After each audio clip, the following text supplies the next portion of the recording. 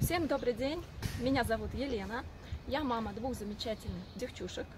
И недавно так получилось, что одна из них сильно кашляла. Лето, жара, а у нее кашель.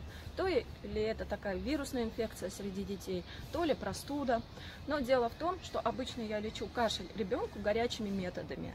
То есть парю ноги в горчице. А в жару такие методы неприменимы.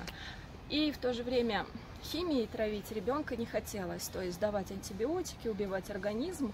Но я поступила в это время на курс ароматерапии, обучаюсь сейчас на ароматерапевта и решила проверить, действительно ли аромамасла лечат. Я взяла смесь бриз масел и их в определенной пропорции нанесла на грудку ребенку на ночь. И на следующий день кашель стал отступать, а через день ребенок перестал кашлять вовсе. Если вам интересны подробности об этом методе, то можете заполнить форму под видео, можете написать мне в любом мессенджере, можете оставить комментарий под видео. То есть я доступна для любой консультации. Ну, пока-пока!